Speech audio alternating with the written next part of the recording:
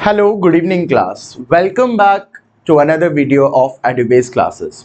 तो आज इस क्लास में हम लोग क्लास 11th के माइक्रो इकोनॉमिक्स का काफ़ी इंपॉर्टेंट चैप्टर कवर करेंगे जो कि है डिमांड। तो हम इस वीडियो में ये ट्राई करेंगे कि पूरे डिमांड चैप्टर को कवर करें, उसके जो जो इंपॉर्टेंट कंसेप्ट्स हैं, जो जो इंपॉर्टेंट पॉइंट्स हैं वो हम लोग कवर करेंगे।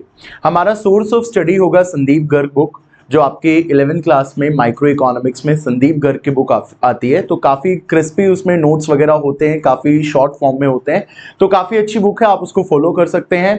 और उस बुक को फॉलो करते हुए हम लोग इस वीडियो को देखते हैं, ठीक है। तो देखते हैं सबसे पहली चीज, what is the meaning of demand. देखिए डिमांड का मतलब क्या है, what is the meaning of demand.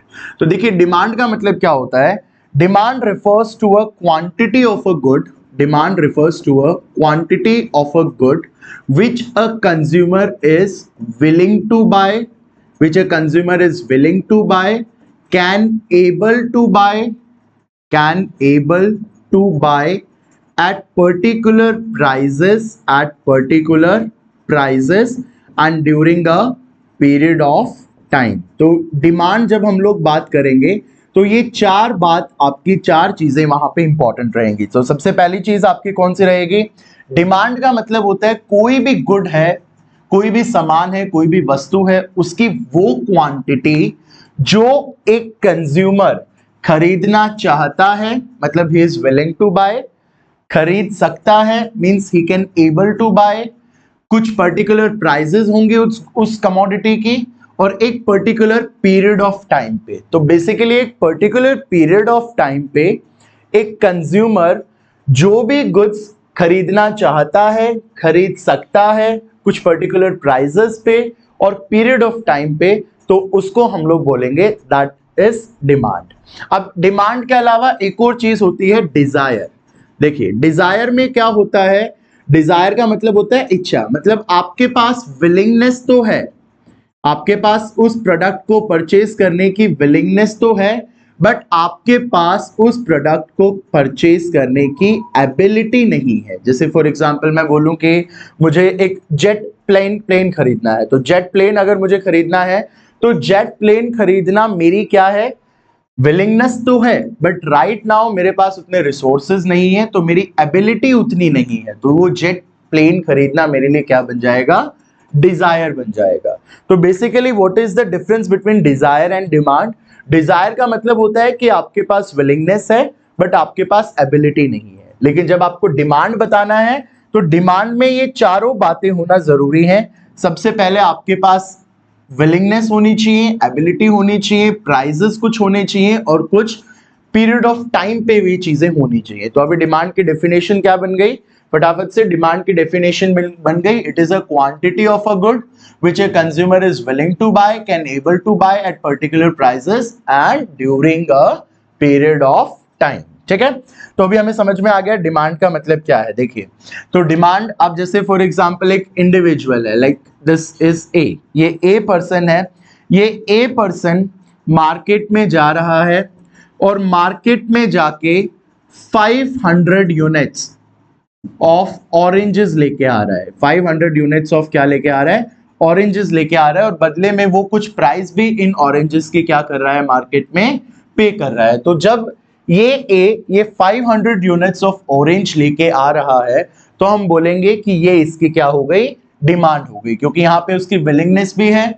अब वो 500 रुपीज उसने जो यूनिट्स लिया उसकी पेमेंट भी कर दी, तो एबिलिटी भी है, कुछ प्राइजेस होंगी इन ऑरेंजेस की, वो प्राइस उसने पे कर दी, तो प्राइजेस भी है, और कुछ पीरियड ऑफ टाइम पे ये बात डिस्कस हो रही है, तो पीरियड ऑफ टाइम फैक्टर भी यहाँ पे अवेलेबल है। तो डिमांड की डेफिनेशन अभी आपको क्लियर होंगी कि demand refers to a quantity of a good which a consumer is willing to buy, can able to buy at particular prices and during a period of time. ठीक है, Dzire का मतलब क्या हो गया स्टूडेंट्स, डिजायर का मतलब हो गया कि आपके पास सिर्फ विलिंगनेस है बट आपके पास एबिलिटी नहीं है। ठीक है, तो अभी जब हम लोग डिमांड की बात करते हैं तो दो टाइप की डिमांड होती है हमारे पास दो टाइप की डिमांड होती है। जो फर्स्ट टाइप होता है that is individual demand, first is the individual demand and second one is the market demand. दो टाइप की डिमांड होती है, individual demand and market demand. तो देखिए इंडिविजुअल डिमांड का सिंपल सा मतलब होता है, individual demand is the demand of, individual demand is the demand of single consumer. देखिए एक सिंगल कंज्यूमर की जब हम लोग डिमांड की स्टडी करेंगे कि एक सिंगल कंज्यूमर क्या खरीदना चाहता है, क्या खरीद सकता है एक पर्टिकुलर प्राइसेस पे और पीरियड ऑफ टाइम पे, तो जब हम एक सिंगल कंज्यूमर की बात करेंगे तो वो हमारी कौन सी डिमांड हो जाएगी, इंडिविजुअल डिमांड हो जाएगी। तो इंडिविजुअल डिमांड क्या होती है students, it is a demand of yes a single consumer. एक सिंगल कंज्यूमर की जब हम लोग डिमांड स्टडी करेंगे तो वहां पे हमारी कौन सी डिमांड हो जाएगी, इंडिविजुअल डिमांड हो जाएगी। एक एग्जांपल देखते हैं, जैसे फॉर एग्जांपल प्राइस, देखिए प्राइस आपकी थी 1 2 3, तो आप देखिए प्राइस आपकी क्या हो रही है, बढ़ रही है, प्राइसेस आपकी 1 2 3 हो रही है, प्राइस आपकी बढ़ रही है, क्वांटिटी डिमांड आपकी हो गई 3 2 1।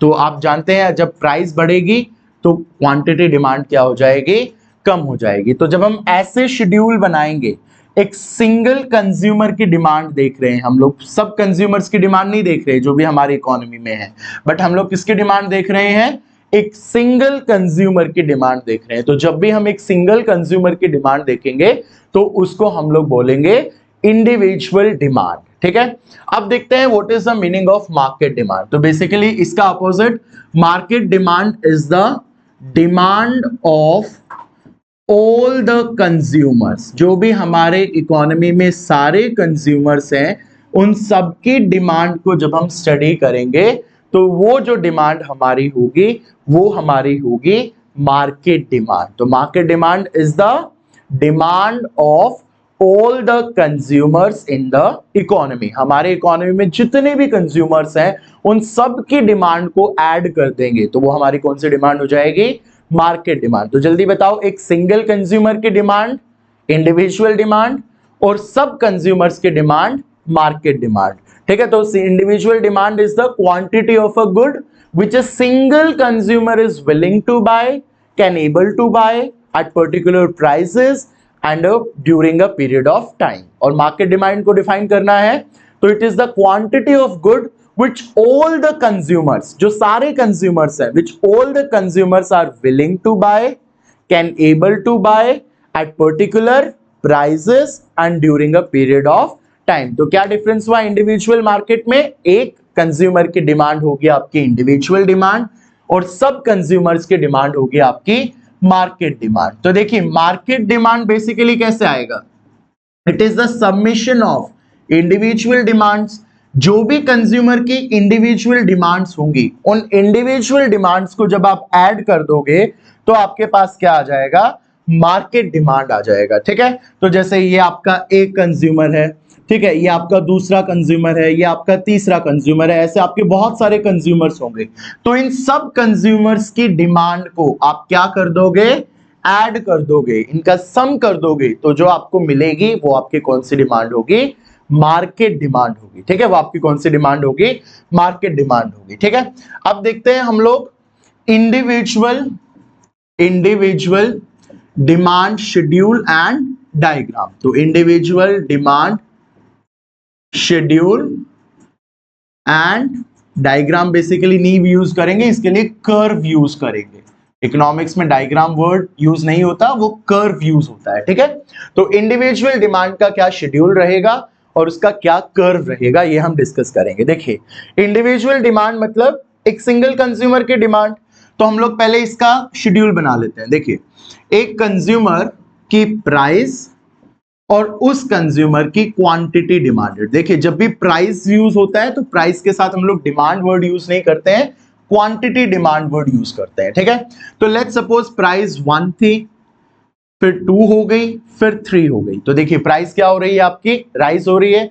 तो प्राइस राइज होगी तो क्वांटिटी डिमांड क्या होगी स्टूडेंट्स, फॉल होगी। तो आप कुछ फॉल करता हुआ नंबर यहाँ पे लिखेंगे, जैसे 5 4 3। आप कोई और भी लिख सकते थे, 3 2 1 भी लिख सकते हैं, जो आपको दिमाग में आए। बट आपको ये यहाँ पे एक चीज जो दिखानी है वो ये है कि मान लो आपकी प्राइस राइज होगी तो आपकी क्वांटिटी डिमांड क्या होगी, फॉल होगी। ठीक है, तो प्राइस और क्वांटिटी डिमांडेड के बीच में कौन सा रिलेशन है? जल्दी बताइए। एक अगर बढ़ रहा है तो दूसरा क्या होगा?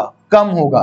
तो जब एक वेरिएबल बढ़ेगा दूसरा वेरिएबल कम होगा। When one variable is rising another variable is falling. तो ऐसे टाइप के रिलेशन को हम लोग कौन सा रिलेशन बोलते हैं? This is inverse relation. कौन सा होता है? इनवर्स रिलेशन या फिर नेगेटिव रिलेशन। तो बताइए प्राइस और क्वांटिटी डिमांड के बीच में कौन सा रिलेशन है स्टूडेंट्स? यस, नेगेटिव रिलेशन या फिर you can say inverse relation. ठीक है, तो ये शेड्यूल आपको समझ में आया। प्राइस आपने राइज कर दी, क्वांटिटी डिमांड को क्या कर दिया? फॉल कर दिया। अब हम इससे एक डायग्राम बना के देखते हैं। देखिए ये हमारा वाई एक्सिस हो गया और ये हमारा एक्स एक्सिस हो गया। ठीक है, तो ये हमारा हो गया एक्स एक्सिस, ये हो गया हमारा वाई एक्सिस। तो यहाँ पे आप प्राइस दिखा लीजिए और यहाँ पे आप क्वांटिटी डिमांडेड। ठीक है, यहाँ पे क्वांटिटी डिमांड दिखा लीजिए और वाई एक्सिस पे आप प्राइस दिखा लीजिए और ये आपका ओरिजिन हो गया। तो आपको जो डिमांड कर्व मिलेगा, देखिए स्टूडेंट ध्यान से देखिए, आपको जो डिमांड कर्व मिलेगा वो कैसा मिलेगा? इस तरीके का आपको एक कर्व मिलेगा और इस कर्व को हम लोग कौन सा कर्व बोलेंगे?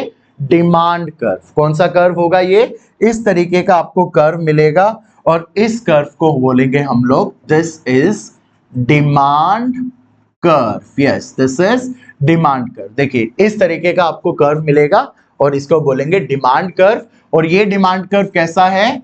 Negatively sloped. कैसा है? Negatively sloped. और रीजन मैंने आपको यहां बताया है डिमांड कर्व नेगेटिवली स्लोप क्यों है? क्योंकि प्राइस और क्वांटिटी डिमांड के बीच में कैसा रिलेशन है?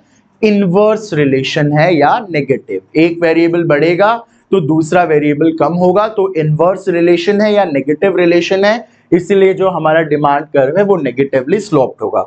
अब इस नेगेटिवली स्लोप्ड होने का क्या मतलब है यहां पे देखते हैं। देखिए ध्यान से, अब लेट्स सपोज प्राइस यहां पे थी, this is your P0 and this is your Q0। अगर इतनी प्राइस चल रही थी हमारी तो ये हमारी क्वांटिटी चल रही थी। अब हमने क्या किया? प्राइसेस को बढ़ा दिया। देखिए अब हमने लेट्स सपोज प्राइसेस को बढ़ा दिया, तो ये हो गया आपका P1, this is your P1। और ये देखिए अब आप जब क्वांटिटी पे मार्क करेंगे तो ये आपका क्या हो जाएगा? Q1। तो यहां पे आपको ऑब्जर्व क्या करना है कि आपकी जो क्वांटिटी डिमांड है वो क्या हो गई? कम हो गई। प्राइस के राइज होने से क्वांटिटी डिमांड क्या हो गई? कम हो गई। प्राइस जब राइज हुआ तो क्वांटिटी डिमांड क्या हो गई? फॉल हो गई। अब इसका अपोजिट बना के देखते हैं। देखिए स्टूडेंट्स, अगर हमारी प्राइस P0 से डाउन हो गई, यहां पे P1 हमारी अगर प्राइस हो गई, तो देखिए क्वांटिटी डिमांड पे क्या फर्क पड़ेगा? हमारी क्वांटिटी डिमांड क्या हो जाएगी? राइज हो जाएगी। ठीक है, तो इसी को हम लोग बोलते हैं मूवमेंट्स इन डिमांड कर्व। इसी को क्या बोलेंगे? Movements in demand curve. तो देखो प्राइस जब राइज होगी तो क्वांटिटी डिमांड फॉल हो जाएगी, प्राइस जब फॉल होगी तो क्वांटिटी डिमांड क्या हो जाएगी? राइज हो जाएगी। ठीक है, तो ये आपका था इंडिविजुअल डिमांड का शेड्यूल और इंडिविजुअल डिमांड का कर्व। अब हम लोग मार्केट डिमांड का शेड्यूल देखते हैं और मार्केट डिमांड का कर्व देखते हैं। तो now will study about market demand. देखिए मार्केट डिमांड में हमें सबसे पहले कैसे शेड्यूल बनाना है। देखिए लेट्स सपोज ये प्राइस और ये demand of first consumer, demand of second consumer, और इन दोनों को जब हम लोग ऐड करेंगे तो क्या मिलेगा हमारे पास? Market demand. Market demand is the summation of individual demand. अब आप बोलेंगे कि सर ये तो डिमांड थी सब कंज्यूमर्स की, लेकिन हमारे लिए पॉसिबल नहीं है सारे कंज्यूमर्स की डिमांड को बोर्ड पे लिखना। इसलिए हम लोग क्या कर रहे हैं स्टूडेंट्स? सिर्फ दो ही कंज्यूमर की डिमांड को लिख रहे हैं और उसी से ट्राई कर रहे हैं कि मार्केट डिमांड हमें समझ में आ जाए। ठीक है, तो देखिए प्राइस मैंने ली 1 2 3। ठीक है, तो डिमांड क्या होनी चाहिए बताइए? यस, प्राइस अगर मेरी राइज हो रही है तो डिमांड क्या होनी चाहिए? फॉल। तो मैंने लिख लिया यहां पे लेट्स सपोज 3 2 1। यहां पे मैंने लिख लिया 5 5 4 3। ठीक है, अब मुझे मार्केट डिमांड डिराइव करनी है, तो मार्केट डिमांड कैसे आएगी? It is the summation of individual demand. तो 5 + 3 8, 4 + 2 6, 3 + 1 4। तो देखिए ये हमारा बन गया मार्केट डिमांड शेड्यूल। तो हमने क्या किया, बेसिकली दो इंडिविजुअल डिमांड को शो किया और उन दोनों इंडिविजुअल डिमांड का जब सम कर दिया तो हमारे पास क्या आ गया, मार्केट डिमांड आ गया। ठीक है, अब हम इसका कर्व बना के देखते हैं। इसका कर्व कैसे बनेगा, देखिए ये हमने एक्सेस बनाने हैं, दो एक्सेस, एक्स एक्सेस और वाई एक्सेस। तो ये मैंने बनाया वाई एक्सेस और ये हो गया एक्स एक्सेस। ठीक है, अब हमें डिमांड कर्व बनाने हैं, तो सबसे पहले हम लोग इंडिविजुअल डिमांड का बनाएंगे। तो ये फर्स्ट इंडिविजुअल डिमांड का, ये सेकंड इंडिविजुअल डिमांड का, और इन दोनों का सम क्या हो जाएगा, मार्केट डिमांड। तो ID1 individual demand curve 1, individual demand curve 2, और इन दोनों को सम किया तो क्या मिलेगा मुझे, मार्केट डिमांड कर्व। ठीक है, तो देखिए मार्केट डिमांड कर्व हो गया। कैसे मिला मार्केट डिमांड कर्व, मैंने जब इंडिविजुअल डिमांड कर्व्स का एडिशन किया तो उन इंडिविजुअल डिमांड कर्व के एडिशन से मुझे मिला मार्केट डिमांड कर्व। ठीक है, तो यहां पे एक छोटा सा क्वेश्चन है, that why market demand curve is more flatter than individual demand curves। जो मार्केट डिमांड कर्व है वो ज्यादा फ्लैटर क्यों है इंडिविजुअल डिमांड कर्व से। तो कोई आंसर करना चाहता है, why market demand curve is more flatter than the individual demand curve.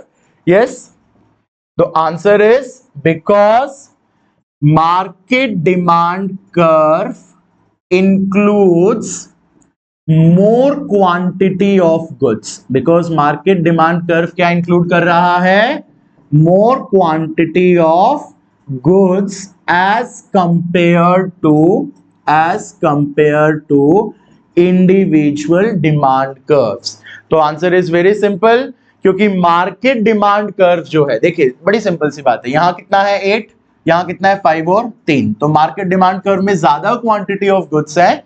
यहां कितना है 6, यहां कितना है 4 और 2, यहां कितना है 4, यहां कितना है 3 और 1। तो इट्स वेरी सिंपल, क्योंकि स्टूडेंट्स मार्केट डिमांड कर्व में ज्यादा क्वांटिटी ऑफ गुड्स है as compare to the individual demand curve, इसीलिए मार्केट डिमांड कर्व क्या है, ज्यादा फ्लैटर है as compare to the individual demand. तो यहां तक हमें क्लियर हो गया कि डिमांड क्या होता है, मार्केट इंडिविजुअल डिमांड क्या होता है, मार्केट डिमांड क्या होता है, उनके शेड्यूल और डायग्राम। अब हम अपना नेक्स्ट वेरी इंपॉर्टेंट टॉपिक देखेंगे, that is determinants of demand. देखिए डिटरमिनेंट्स ऑफ डिमांड, तो डिटरमिनेंट्स ऑफ डिमांड का मतलब क्या है, देखिए डिटरमिनेंट्स ऑफ डिमांड का मतलब क्या है, डिटरमिनेंट का क्या मतलब होता है, डिटरमिनेंट का मतलब होता है factors, all those factors which can bring change in demand,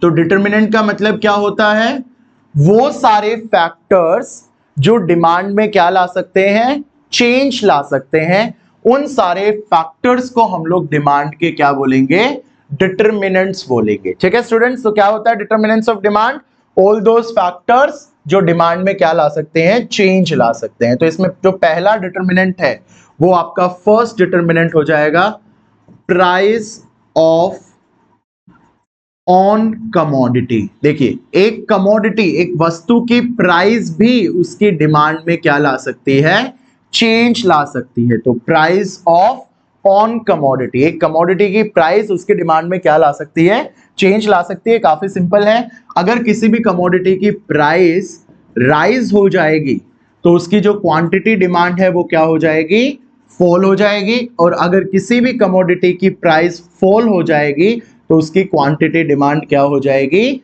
rise हो जाएगी। और स्टूडेंट इसी को हम लोग क्या बोलते हैं, लॉ ऑफ डिमांड। इसी को क्या बोलेंगे, लॉ ऑफ डिमांड। तो what exactly is the law of demand, law of demand states that as the price of a commodity rises, its quantity demand falls, and as the price of a commodity falls, its quantity demand will rise। ठीक है, तो यही क्या है आपका, yes यही है आपका लॉ ऑफ डिमांड। तो देखिए फर्स्ट डिटरमिनेंट हमें समझ में आया, फर्स्ट डिटरमिनेंट क्या है, प्राइस ऑफ ऑन कमोडिटी। एक कमोडिटी की प्राइस भी उसकी डिमांड को क्या कर सकती है, चेंज कर सकती है। कैसे, जल्दी बोलो, प्राइस बढ़ेगी तो क्वांटिटी डिमांड फॉल होगी, और अगर प्राइस फॉल होगी तो क्वांटिटी डिमांड क्या होगी, राइज होगी। ठीक है, अभी हम सेकंड डिटर्मिनेंट की बात करते हैं, उसके बाद उनके डायग्राम्स को स्टडी करेंगे। सेकंड जो हमारा डिटर्मिनेंट है वो क्या है, प्राइस ऑफ रिलेटेड गुड्स। देखिए, प्राइस ऑफ रिलेटेड गुड्स में बेसिकली हमारे पास दो टाइप के गुड्स होते हैं। पहले जो टाइप के गुड्स होते हैं वो होते हैं substitute goods, one is substitute goods, और जो दूसरे टाइप के गुड्स होते हैं वो होते हैं कॉम्प्लीमेंट्री गुड्स। ठीक है, सब्स्टिट्यूट गुड्स और दूसरे टाइप के जो गुड्स होते हैं वो कौन से होते हैं, कॉम्प्लीमेंट्री गुड्स। तो दो टाइप के गुड्स होते हैं, substitute goods and complementary goods. अगर कोई आपसे पूछे कि बताइए what are the substitute goods, तो आप क्या बताएंगे, substitute goods are those goods which can be used in place of each other। ऐसे गुड्स जो एक दूसरे की जगह पे क्या किए जा सकते हैं, यूज किए जा सकते हैं। ठीक है, इनको रिप्लेसेबल गुड्स भी बोलते हैं कि आप इनको रिप्लेस कर सकते हो। अगर आपके पास, जैसे एग्जांपल हम लेते हैं, एग्जांपल से आपको बेटर क्लैरिटी होगी। एग्जांपल है जैसे कोक और पेप्सी।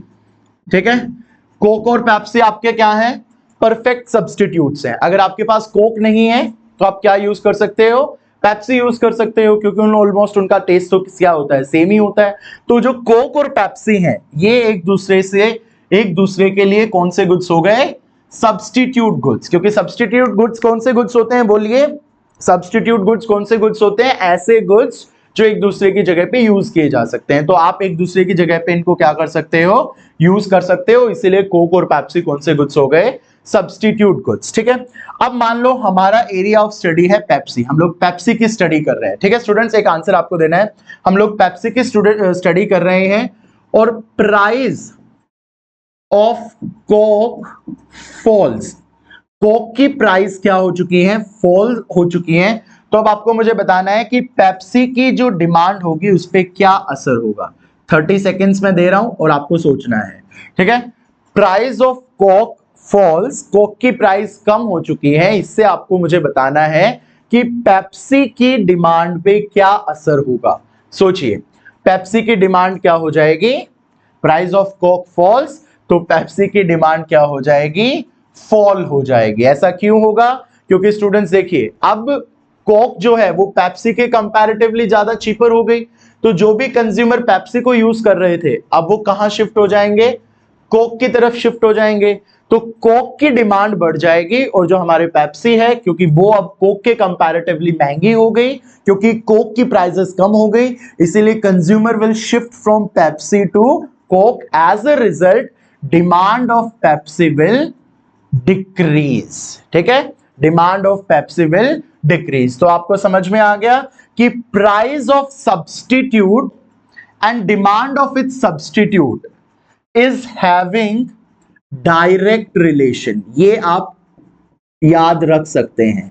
ठीक है, price of a substitute and demand of its substitute, इन दोनों के बीच में कौन सा रिलेशन होता है, डायरेक्ट रिलेशन। देखिए यहां पे सब्स्टिट्यूट की प्राइस कम हो गई तो उसका जो सब्स्टिट्यूट है उसकी डिमांड क्या हो जाएगी, कम हो जाएगी। तो इनके बीच में कौन सा रिलेशन है, दिस इज डायरेक्ट रिलेशन, क्योंकि दोनों वेरिएबल्स एक ही डायरेक्शन में मूव कर रहे हैं। अभी कॉम्प्लीमेंट्री गुड्स देखते हैं।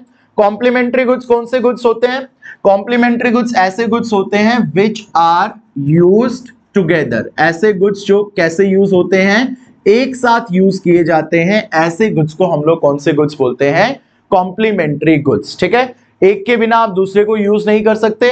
ठीक है, तो ऐसा पॉसिबल नहीं है। जैसे ये फ्लैट पैनल है, तो इस फ्लैट पैनल के लिए ये जो पेन जो मैं यूज कर रहा हूं, ये पेन कौन सा गुड है इस फ्लैट पैनल के लिए, कॉम्प्लीमेंट्री गुड है, क्योंकि ये दोनों एक साथ यूज किए जाएंगे। और हम लोग एग्जांपल लेते हैं, सबसे फेमस एग्जांपल कार एंड, हम लोग एज्यूम करते हैं हमारी पेट्रोल की कार है, तो कार एंड पेट्रोल दोनों ही कौन से गुड्स हो गए, कॉम्प्लीमेंट्री गुड्स हो गए, क्योंकि दोनों ही गुड्स क्या होंगे, एक साथ यूज किए जाएंगे। ठीक है, तो मान लो, अब मुझे आंसर करें स्टूडेंट्स, अगर कार की प्राइसेस बढ़ गई, कार की प्राइसेस बढ़ गई तो पेट्रोल की डिमांड पे क्या असर पड़ेगा, बताइए।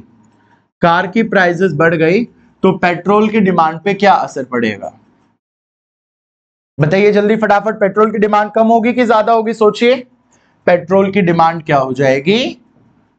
कम हो जाएगी, क्योंकि कार की जब प्राइसेस बढ़ गई तो लोग कम कार खरीदेंगे, और जब कार कम खरीदेंगे तो जाहिर सी बात है पेट्रोल भी कम यूज होगा।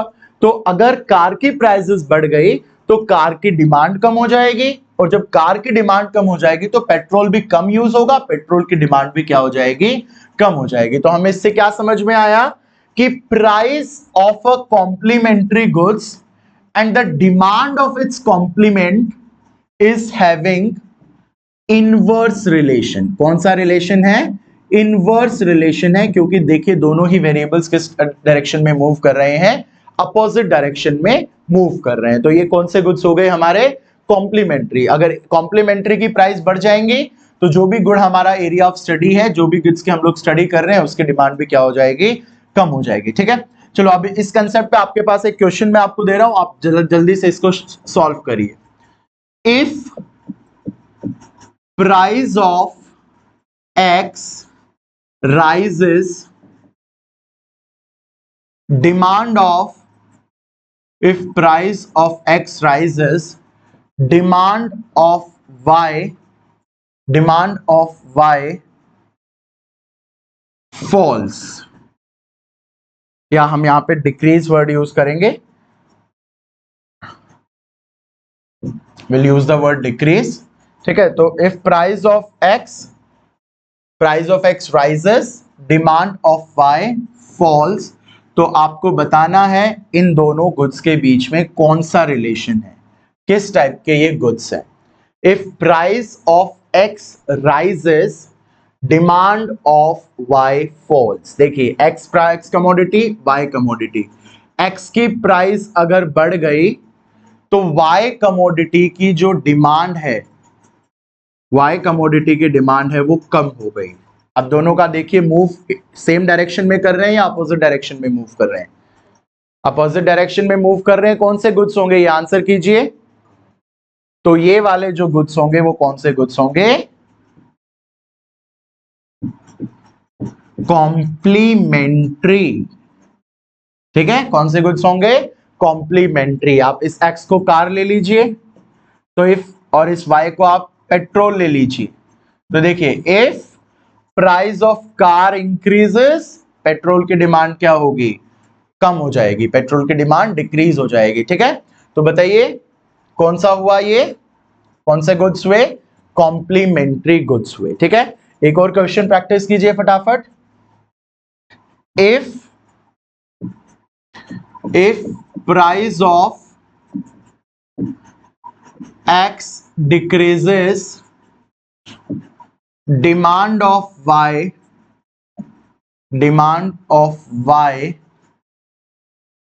if price of x decreases, demand of y also decreases।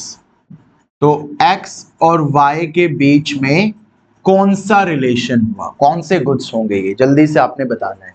तो प्राइस ऑफ x फॉल हो गए तो डिमांड ऑफ y क्या हो गई? कम हो गई। ठीक है, अब देखिए हम लोग x और y दो कमोडिटी ले रहे हैं यहां पे।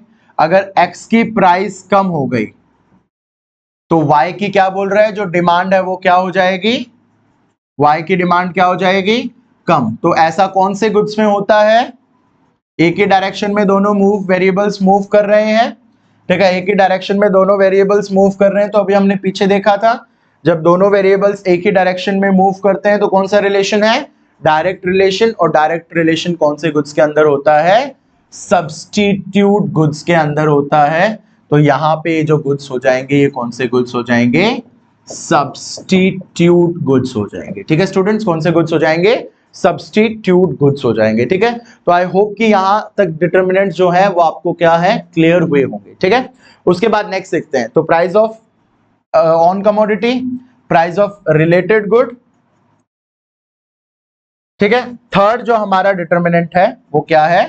Third determinant is income of the consumer. देखिए इनकम ऑफ द कंज्यूमर, तो एक कंज्यूमर की जो इनकम है वो भी उसके डिमांड को क्या कर सकती है? इंपैक्ट कर सकती है। तो सबसे पहले इनकम और डिमांड का एक जनरल रिलेशन होता है कि इनकम बढ़ेगी इनकम इंडिविजुअल की बढ़ेगी तो उसकी डिमांड भी बढ़ेगी, और इनकम अगर इंडिविजुअल की कम होगी तो उसकी डिमांड क्या हो जाएगी, कम हो जाएगी। तो ये इनकम और डिमांड के बीच का कौन सा रिलेशन है, एक जनरल रिलेशन है, ठीक है। एक आम रिलेशन जो है वो इस तरीके से होता है कि जैसे अगर आपकी इनकम बढ़ जाएगी तो आपकी डिमांड ज्यादा हो जाएगी, इनकम आपकी कम हो जाएगी तो आपकी डिमांड भी कम हो जाएगी। लेकिन यहाँ पे फिर हमारे पास दो टाइप के गुड्स हैं।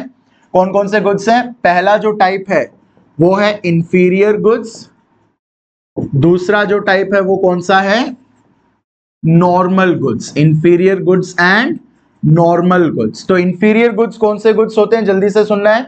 Inferior goods are those goods students whose demand, बताइए, whose demand increases with fall in income, with fall in income, ठीक है। तो इंफीरियर गुड्स होते हैं चीप क्वालिटी ऑफ गुड्स, ऐसे सस्ते गुड्स होते हैं, चीप क्वालिटी ऑफ गुड्स होते हैं जिनकी डिमांड जब ही बढ़ेगी जब कंज्यूमर की इनकम क्या हो जाएगी, कम हो जाएगी। तो मतलब किसी कंज्यूमर की इनकम अगर कम होगी तो वो कौन से गुड परचेज करेगा, इंफीरियर गुड्स परचेज करेगा। नॉर्मल गुड्स कौन से हो गए, नॉर्मल गुड्स ऐसे गुड्स होते हैं जिनकी डिमांड राइज होती है कंज्यूमर की इनकम राइज होने से, ठीक है।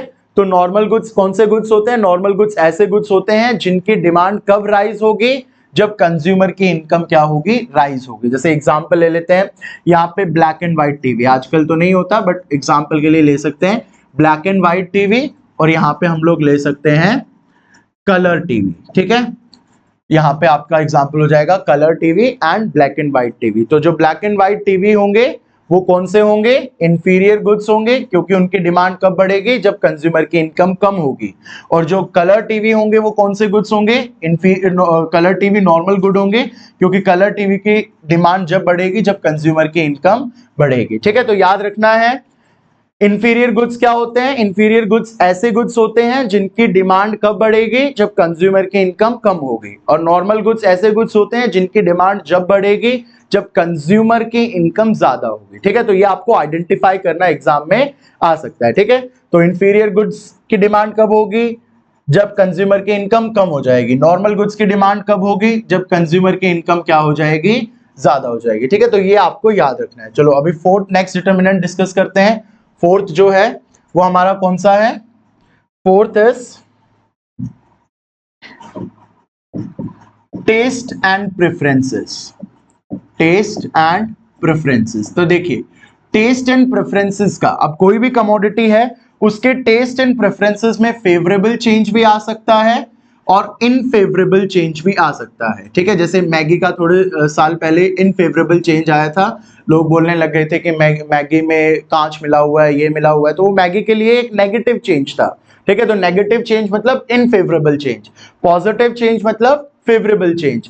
तो किसी भी कमोडिटी का अगर फेवरेबल चेंज आता है तो उसकी जो डिमांड है वो क्या हो जाती है, बढ़ जाती है। फेवरेबल चेंज में उसकी डिमांड क्या हो जाती है, बढ़ जाती है। और अगर इनफेवरेबल चेंज आता है तो उसकी जो डिमांड होती है वो क्या हो जाती है, कम हो जाती है, ठीक है। डिमांड डिक्रीज हो जाती है। तो अगर पॉजिटिव चेंज होगा तो फेवरेबल चेंज होगा तो डिमांड इंक्रीज हो जाएगी, और अगर इनफेवरेबल चेंज होगा तो आपकी डिमांड, उस प्रोडक्ट की डिमांड क्या हो जाएगी, डिक्रीज हो जाएगी। नेक्स्ट जो फिफ्थ डिटरमिनेंट है वो है future expectation, future expectation of change in price, future expectation of change in price. देखिए इसका क्या मतलब है, अगर फ्यूचर में एक्सपेक्टेड है कि इस कमोडिटी की प्राइस राइज हो जाएगी, अगर ये एक्सपेक्टेड है कि फ्यूचर में इस कमोडिटी की प्राइस राइज हो जाएगी, तो आज उसके डिमांड पे क्या असर पड़ेगा। अगर फ्यूचर में एक्सपेक्टेड है कि उसकी प्राइस राइज हो जाएगी तो सब लोग आज ही मार्केट्स में जाएंगे और उस कमोडिटी को परचेज करेंगे। तो मतलब आज उस कमोडिटी की डिमांड क्या हो जाएगी स्टूडेंट्स, आज उस कमोडिटी की डिमांड इंक्रीज हो जाएगी, क्योंकि फ्यूचर में वो चीज क्या मिलेगी, महंगी मिलेगी। इसीलिए कंज्यूमर्स क्या करेंगे, आज ही मार्केट में रश करेंगे और उस चीज को परचेज करेंगे। तो आज की डिमांड क्या हो जाएगी, इंक्रीज हो जाएगी। और अगर फ्यूचर में एक्सपेक्टेड है कि उस कमोडिटी की प्राइस कम हो जाएगी तो जो भी हमारे कंज्यूमर्स हैं वो उसके यूसेज को पोस्टपोन कर देंगे, उस कमोडिटी के यूज को पोस्टपोन कर देंगे, और जब वो सस्ती हो जाएगी जब जाके उसको खरीदेंगे, मतलब आज की जो डिमांड है वो क्या हो जाएगी, यहां पे कम हो जाएगी। तो फ्यूचर में एक्सपेक्टेड है, बताइए जल्दी से, फ्यूचर में एक्सपेक्टेड है प्राइस ज्यादा हो जाएंगी, तो फ्यूचर में एक्सपेक्टेड है प्राइस ज्यादा हो जाएंगी, मतलब आज की डिमांड क्या हो जाएगी, ज्यादा हो जाएगी, क्योंकि सब लोग आज खरीदेंगे।